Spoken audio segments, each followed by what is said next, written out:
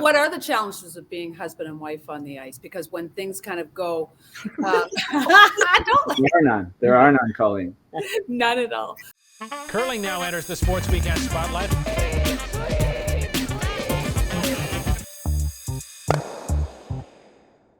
This show's not going to be. Let's go on to the champions, because champions are going to keep championing. You really have to. Oh, so They're all nice. here. Look at your Hey guys, congratulations. Thank you. Wow, what a show you put. How excited were the kids? How Were you excited were excited? you? Really excited. Nice. Mhm. Brett, was this almost harder to win than anything mixed doubles? What did this feel like to win this? Because to me, it's like just such a hard event to play in and win. It's a grind for sure. I mean, I've never run a marathon, but that's what I feel like today. I feel like I want to go to bed for 2 days. Maybe that's just because I'm old, but I say it all the time to anybody that'll listen. It's way harder. Like, that's way more tiring, way more mentally and physically exhausting than the Briar. And I don't really know why. I think it's because you don't get any breaks. At the Briar, I tune out, and maybe I take front end for granted, and maybe skips and thirds can't do that, but I tune out when it's not my turn to sweep, or if, there's a break, and that just doesn't happen in mixed doubles. And it's just constant action. So I find it way more tiring. Yeah, and every shot's hard, right, Jen? Right from the your very first shot. You don't make that, you're in trouble. Yeah, like if you're one shot away from being in death, really. Like, you just and so that's what makes doubles really fun, and it's fast. And we've been, playing well over the last couple of years, but we'll lose the wrong game at the nationals. And so, one shot here or there and you're out. And we felt we were playing pretty well this whole event, but you knew you were one shot away from being eliminated. So it makes it really exciting, and it's super fun to play. We love the format. Isn't life ironic, though, Jen? Because if you had won the Scotties, you don't get this opportunity, right? That's what Brent said. I think maybe she did that on purpose for me, Colleen. I'm not sure. But, true love. We did go through that yesterday. That I don't know. Maybe this is the way that it was supposed to work out. Who knows? I don't really believe in that kind of stuff, but it's interesting for sure. You better start believing now, because there was some pixie dust on. You guys played amazing, but I mean, just the universe made this available for you guys, and it's just lovely to see. And now back to Korea. Yeah, we both played in Korea. We had a world championship there in 2009, and then Brent obviously had the Olympics. So it's time to go and win a medal. I've spent 4 or 5 years trying to erase some of those memories, but well, hey, the redeeming quality of sports, Brent. Let's hope so. No, but in all seriousness, we're super excited to be going to the World Championship and to be representing Canada, and to go to a familiar place is kind of cool. It's come full circle, so that's kind of interesting too. I was tweeting yesterday about you two, and people just adore you two for what you've given to this sport and to this country. You've won everything you could possibly win in this game, and you've added now a mixed doubles national title. How do you keep doing this, Jen? Because I've always said, I think you hate losing more than you like winning. You're so competitive. You both find that fire in the big moments, but you just keep doing this at the highest level. I really always say we just both love the game. Like, we love playing, we love competing, and it's super fun to share the ice together. And it's fun to play in those big games. You get that adrenaline rush, and it's just kind of what sports is all about. So it's hard to give that up, because we still love it so much, and especially when I get to share it with Brent. What are the challenges of being husband and wife on the ice? Because when things kind of go, There are none, Colleen. None at all. But you know how on a 4-person team, you can buffer with another person that somebody's driving you crazy. But if that, And that's something that we've had to deal with. And what I've found is that I guess I vent to my my front end partner a lot more than I thought. And Jen's not really used to that. You don't want to vent to your skip, but there's nobody else out there, and I don't want to look like a crazy person walking around. So there's been just that, like any team on the ice. I mean, it's not a different dynamic, but a different situation in everyday life. So we've had to work, figure some things out, what to say, when to say it, what she doesn't want to hear from me, what, I don't want to hear from her, and vice versa. And it's been a lot of fun, but we've put in a lot of time and effort, and played a lot of events over the last 6 or 7 years, and really enjoyed it. And it's kind of cool to see that pay off at our What- stage. What was it like in Sudbury? We didn't get to see as much as I would have liked, but what was it? The crowd sounded and looked big. It was unreal. It It was. reminded me a little bit of North Bay. Like the whole place supported the event. The final weekend was sold out. You couldn't get a ticket. The hospitality was great. Lots of great restaurants. Like the ice was fabulous. Honestly, not one negative thing to say about the entire event. It was phenomenal, and I'm hoping that they're going to host more curling events because curling would be lucky to go back to Sudbury. Let's get back to what you were saying about when you know what to say to each other. So Jen, you were talking about, you've been playing well but didn't push it. What pushed you over the edge that you finally learned the right communication or the right something that made the win happen? I think it was just playing more events, and like it wasn't even the communication part, maybe a little bit like just trying to figure out how to talk to each other to bring out our best. But for the most part, it was just learning the game, like, the little chaps and like trying to get rock position in the front of the forefoot and the speed and the weight to throw to do that. And really knowing when you're in trouble and when to blow it up and trying to like prevent big ends. And that's one thing we did really well over the week is we didn't give up a big end. And that's a big thing in mixed doubles. And we managed to kind of contain that. And it really helped us win. So I think it's just experience and playing, and Brent did like to vent and he's venting less. So especially when I missed the line call and he's venting to me about it, it didn't feel great. So I just don't like working unnecessarily. So if we miss a line call in the undersweep, it's less frustrating. Yeah. Right.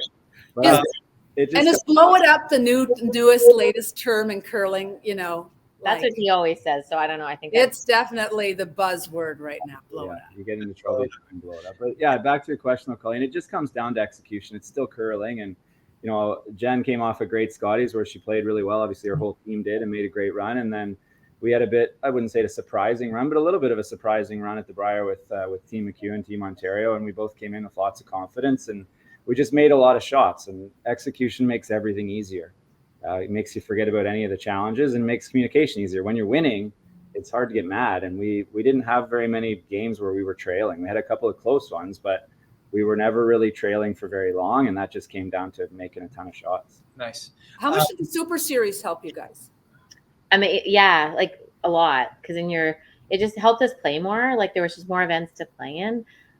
Just because we both were playing 4-person, it's really hard to do a ton of traveling for mixed doubles as well. And the Super Series would plan strategically right after slams, and so you could really logistically make it work. And my mom was already here watching the kids, so we could just kind of extend her stay. But it was just also just playing against the best teams, playing on great ice conditions, learning what works and what doesn't work. And we lost a quarterfinal to Jen Dodds and Bruce Mowat, and learned a lot in that game. Lost on last rock and kind of realized what we do differently. And I think it really helped us be better. Oh, and you'll be seeing them there too. Yeah. Cool, actually, I think it's the first game. Nice start. I don't know how much you heard of our talk with Chelsea and talking about the weight of the Maple Leaf and all of this. You've done it so many times. You're doing it again on the world stage. Any thoughts on that lofty weight as you do it again? It's never really felt heavy to me. I don't know. I just think it's such a privilege. It's like a dream. I almost feel like you're floating. Like you just feel like you're living in this fairy tale. And all I've ever told anybody is that I can guarantee that we're going to try our hardest. We're going to leave it on the ice. We're going to enjoy the moment. We're going to have fun. We're going to try to shine, and hopefully the results will come. We're never going to give up, and that's a promise I can make. And you can't control outcomes. You can only control your what you put into it, and we're going to give it 150%. But your hubby has spent the last 4 years trying to wipe the South Korea Olympics. Yeah, like it's probably an exaggeration. Right? It is and it isn't, Colleen. I mean, it was a difficult thing to deal with. Obviously, you spend your whole life trying to achieve something, and it doesn't happen. But even in Korea, at no point did I feel like I'd let my country down. At no point did I feel like it was the weight and the pressure from the fans or anybody outside of our little bubble, our team. I mean, when we compete, I think Jen agrees, we compete for, the people that we're on the ice with and the people that support us and our closest friends and family. And outside of that, yeah, we want to win for Canada. Don't get me wrong. But some stranger on social media who doesn't like me isn't going to affect the experience of being at a world championship that we earned the right to be at and to take it all in. We both have talked a lot lately about at this stage in our career, which I joke is maybe the middle. I don't know if we're near the end yet or not. Who knows? But we do take that extra moment to appreciate it, because you don't know. I'd come to terms. I hadn't thought about it a lot, but I didn't think I'd be Team Canada again. There was a very small chance of that. And then this comes together, and here we go again. So it's hard not to be grateful. It's hard to feel, the weight of something. Certainly there'll be pressure, but that's pressure that we'll put on ourselves to perform well, not to win, to perform well. Well said. Well said. Well, the universe has put it all together for you guys. So I think so. I feel like it's been, and the kids were so excited. And we were really excited to do this together and to wear the maple leaf together. I always feel like he's been out on the ice with me, because he's always been my number one fan, but it's kind of actually nice to actually share the ice. That's very cool. I'll never forget that embrace you two shared, Brent, when you walked off the ice at the end of the Brier. I didn't know what that embrace between the two of you meant. And when you say that and are so revealing about wondering what was ahead for you and now this, Colleen talks about it all the time. Everything's happening exactly how it should. And here, like you said, here we go again.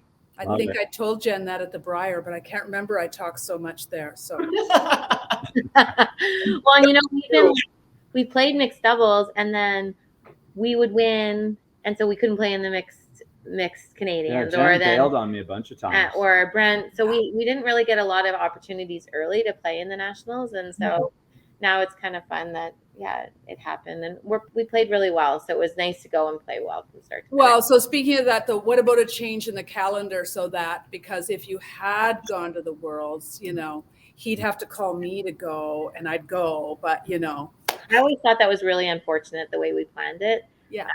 We've talked about it for a long time. There's plenty of opportunities to plan it on a time where it doesn't conflict. And it's just so much at stake now. I mean, you guys won $40,000. You're now one of the top teams going. You could get to the next Olympics. I mean, that's a lot riding on this. Well, and it's hard to devote so much time. Like, you want to get better at mixed doubles, and you devote all that time, and then all of a sudden you can't go. Like, you look at Shannon Burchard, couldn't play with John Morris, and so it is unfortunate. I think they're looking at changing that so that and it always conflicts with the women, not the men. Interesting, isn't it?